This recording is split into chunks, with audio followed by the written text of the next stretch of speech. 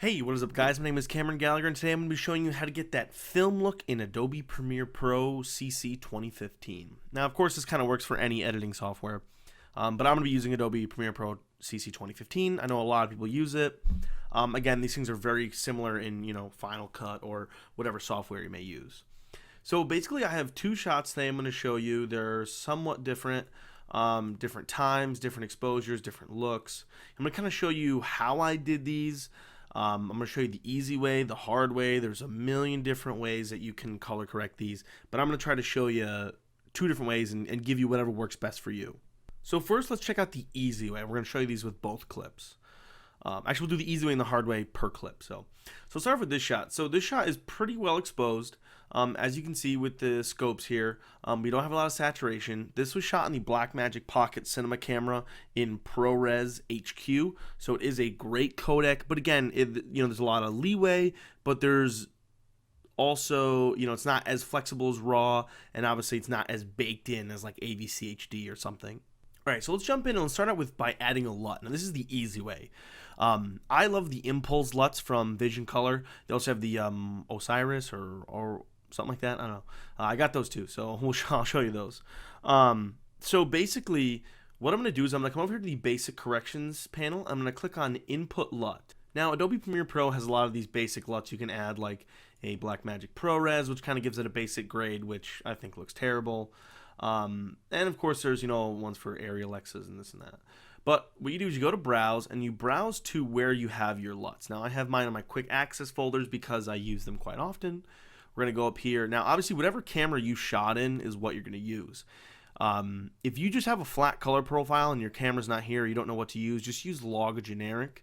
But because I'm using the Blackmagic, I'm going to use the BMCC BMP-CC for the Blackmagic Cinema camera and Pocket Cinema camera. So now what we have is we have a bunch of different film emulations here.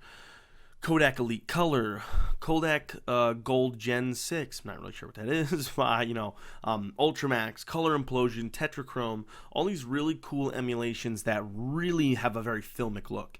Now, for this film in particular, we were going for a very Walking Dead-esque style. This is actually my mini-series we just got off of called And Then They Came.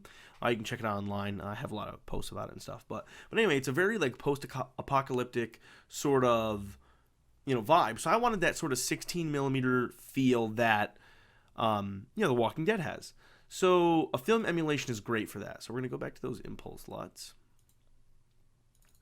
And I'm going to use something, I usually seem to like the Tetrachrome FPE. So let's throw that on there. Yeah, so that looks really nice. We get this very, it does add a little bit of film grain in some of them. This one's very small, but some of them are actually like really obvious. It also comes with 35 and 16mm film grain to add to.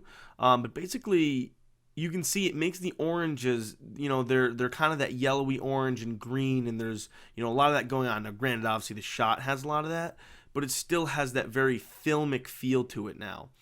So I like this. I think it looks really good. This is what I believe we actually use for the film. So very simple, just plug and go.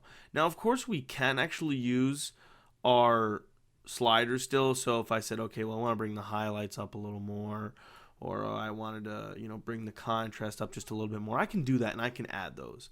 But even just the LUT by itself, as you can see, looks really, really good. So, but of course we can change the LUT. Let's say we don't really like that look. Let's try a different one. Let's go for this Ektar FC. That's a different look. That's a little closer to the Rec 709, so I'm not a fan, but let's try Pro. Yeah, that sort of has a similar look. And again, all these are, there's not a massive difference in them, but that has sort of a little more like a faded film look. The Gen 6 I think had a nice look. Yeah, kind of dark. This has a really filmic look, kind of desaturated a little bit too. So of course these are great. Now, granted, this is part of a LUT pack, which if you don't know what a LUT is, it's a lookup table. I should explain that before. Basically, it just tells Adobe to make what colors look like what. So this pack I believe was like $50, which is really cheap considering I got so many LUTs with it. I was really happy. But I also then went and bought another pack which I just have as LUTs, which are the Osiris film emulations. Now these are again from Vision Color. I'm not sponsored by Vision Color by any means. I really like their LUTs. So basically there's like, I don't know, I think maybe 9 or 10 of these film emulations, and they go by log or Rec 709. Now because we shot in a flat profile, which is, you know, whether you're shooting in RAW or ProRes, very flat, you're going to use the log 32 versions of these LUTs. If you did shoot in like ADC HD on like a Canon camera or something, or a Sony or whatever, or, you know, whatever format it may be, you're going to use the Rec 709 LUT. And that just basically changes because obviously flat profile picture, you need to add a lot more contrast and saturation, where Rec 709 you really don't. So for instance, their big one is their M31 LUT. So we're going to throw that on there and see what it looks like. So this is like their go-to film LUT. Now I don't mind this, but I think it's got a little too much teal. So for instance, to give an example of how you'd color grade this with this. So our exposure isn't bad. I'd probably drop the blacks a little more, and I'd definitely bring our exposure up, I think, just a little bit in general. Boost that contrast a tad. That way it's a little bit closer. I don't want my whites totally white. Obviously, if you wanted to, you could take your whites and bring them up there. It doesn't really look that bad. Actually, no, yeah, we'll do that. But I want a little more orange. So what I'm going to do is I'm going to come down here into the color wheels, and I'm going to grab my midtones, which is about where his skin is, and I'm going to drag it towards the orange. And see, we start to get a little bit more in our grain. Obviously, it's a little drastic. We start to get a little more of his skin tones back in there. I like somewhere around there. That's not too bad. To me, that looks pretty normal. Now, we could do it in curves, and we could obviously come in here and use different saturations, which I'll show you guys some of this. And that looks fine. So this is how you grade with a LUT. But a LUT is also kind of like a preset in a sense. You can pretty much drop it right in there, and it can be amazing. It can, you know, be a starting ground. It really depends on how you want to grade and what you're in need of. So to me, I like this. I think this looks really good. I think it's got a nice look to it, very stylized. It'd have to be what, you know, it'd have to be the style I want. For this film, it doesn't really fit because I graded the rest of it, so more of a yellowy orange, but I could have graded all like this. As you can see, our skin tones are pretty close on that line there. So let's say you don't have the LUTs and you don't have any money and you don't want to spend any money. Of course, I'm not going to just leave you hanging, and you know, I don't want anyone to,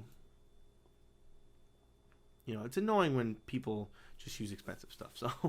So let's say you don't have any money, but you want to throw on some really nice looks. Well, if you go to the effects over here, there's Lumetri presets. Now they have a cinematic, film stocks, which to me are probably the best ones to use on this. So let's drop those in and see what we get. 2 strip, that does almost nothing. Wow, that's it's a little much. So as you can see, these are like really over the top, most of them. But these are the film emulations, and these look very, very similar to what those LUTs looked like. Granted, there's obviously a little bit of difference, and obviously we only have a few of them. But it just goes to show you that you don't have to have, you know, really expensive LUTs to, you know, make your footage look cinematic. But let's go the original way, and let's grade this from scratch with the Lumetri. So what I'm going to do is I'm going to, I think that's still a little bit, yeah, we're right around there, I think. All right, so with this, what I'm going to do is I'm going to check my scopes over here, and I realize that, okay, let's bring the contrast down. Let's get those blacks and those whites farther apart.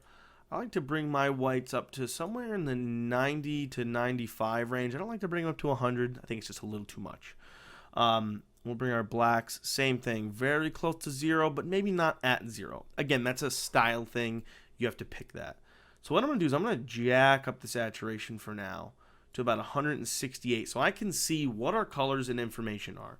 So as you can see, we don't have a lot of skin tone going on here. This is the skin tone line, if you didn't know. So we kind of want to try to bring back some of the skin tones, but then again, we also want to, you know, give this that green and yellowy sort of hot, you know, deserty kind of vibe. So let's go to creative. Let's see what we can do there. We can sharpen it.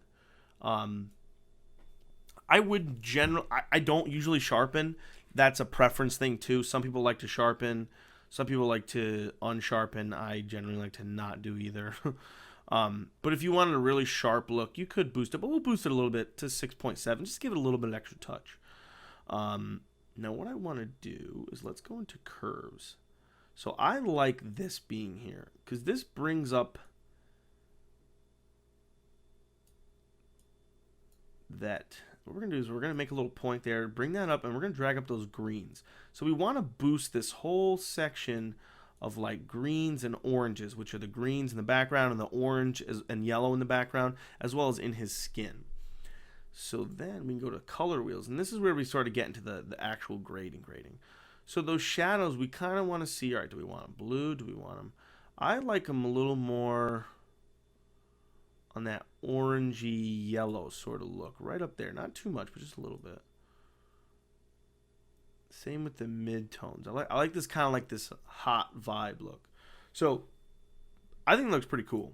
Now, granted, we can add a vignette. That looks kind of filmy. And we could also, I'd probably say add a little more contrast maybe. Bring those highlights down a touch. Yeah, so I like that. So that's very filmic. Now, one of the things that I do to my footage, and I'll show you right now, I actually use a aspect ratio overlays, and I have like all these different overlays.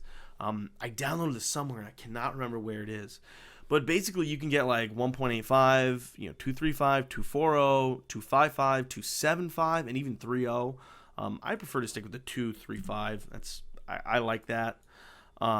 And of course, if we drop it on, you can see that it gives a very cinematic look, a very stylized cinematic look. So now I'm going to show you a little more of a standard cinematic look with this clip right here. So this clip was shot, again, same film. Oops. And this clip was shot around, like right before the sun went down. So we were probably like ISO 800 right here. And it doesn't look bad. It's a little bit underexposed, but I want it to be kind of dark because, again, there's this fire. The sky was blue. It was very, very blue.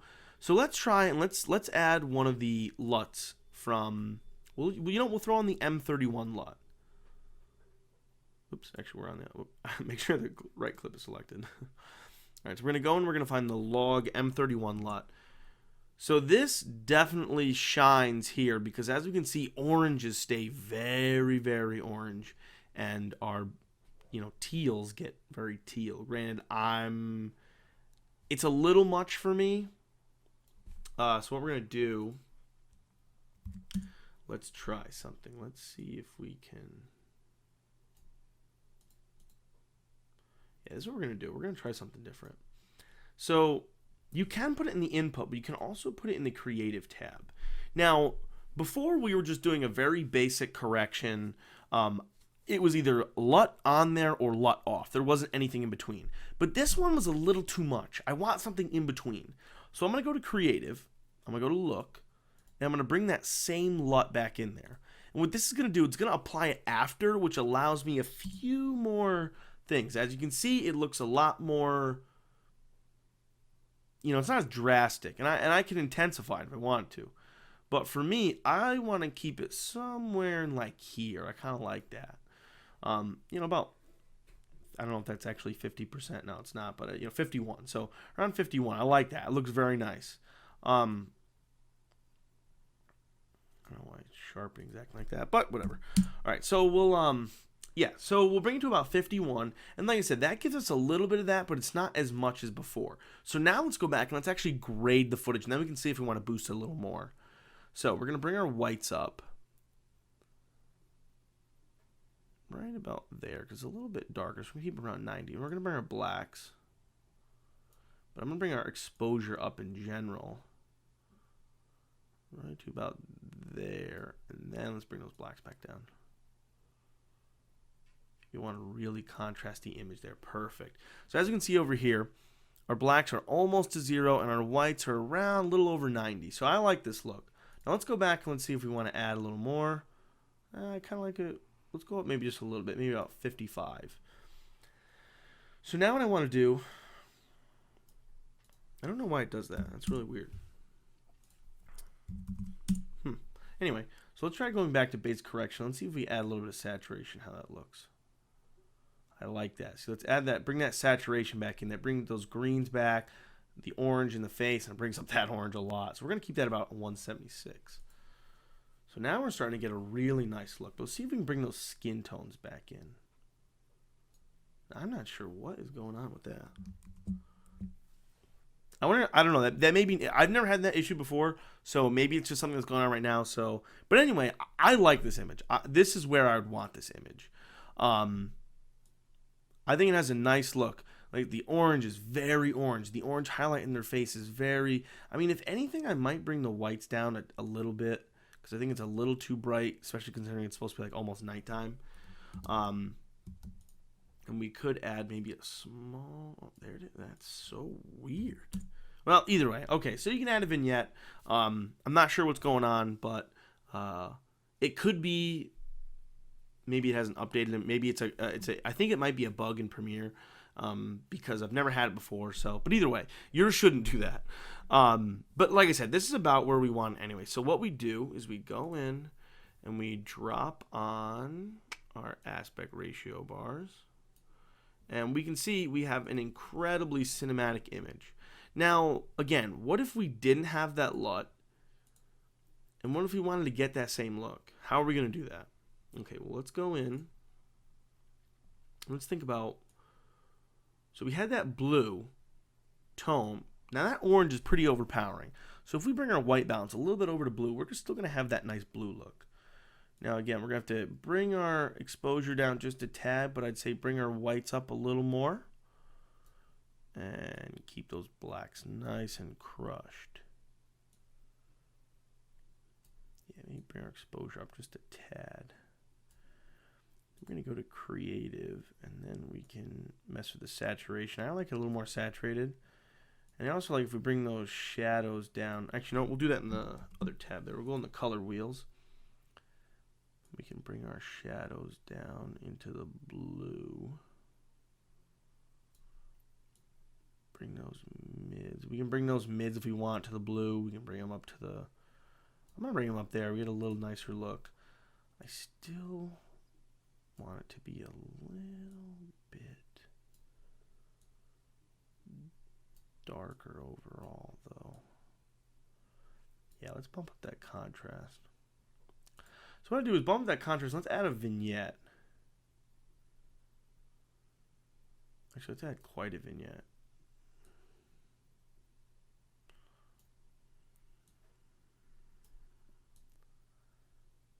So I like something like that. That has a really nice film look to it, and I'll extend that so we can see a little more. So it has a really nice film to it. You know, obviously, in reality, our eyes are, you know, their light is here, light is down there. So that vignette seems very natural as light falls off as well as from the fire. Again, we have these really nice blues here in the, you know, the rocks over here in the sky. Those dark greens, but this bright, vibrant orange that reflects awesome off their faces too. So those are really nice clips. I really enjoy the way that looks. And I will show you, we did have a close-up clip. And that is, now this is the final graded one. So it just gives you an idea of what our look was. This was the look that we went for. Now, granted, I would have changed this if I could do this again. This is already out, but I would probably bring the saturation up a lot higher on that, somewhere around there. I like those colors to be a little more, but you can see it's sort of that same tone that we had with that LUT. You know, those teal blues here and that really nice orange. And I think that just looks for, that makes for a really awesome and cinematic image.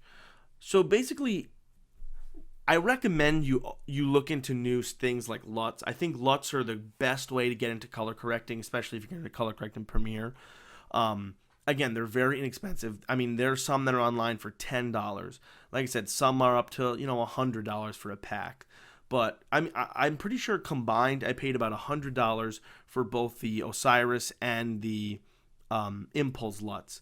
So for me, $100 to have amazing film emulations and a bunch of different things that I can start off with, I think is a great way for a lot of young filmmakers to start getting into color correcting and start understanding color. So I definitely recommend picking those up. But again, even if you don't have those, it's really easy to see that, honestly, when it comes down to a cinematic image, if it's a usually high contrast image with nice deep blues and oranges, I mean, granted, it could be desaturated. Sometimes people like that, but I prefer a little more saturated. If you bring those shadows down into the blue and you bring those midtones and highlights up into the oranges, those two complementary colors work perfectly and give you that amazing cinematic image. And to top it all off, the aspect ratio bars really make a difference.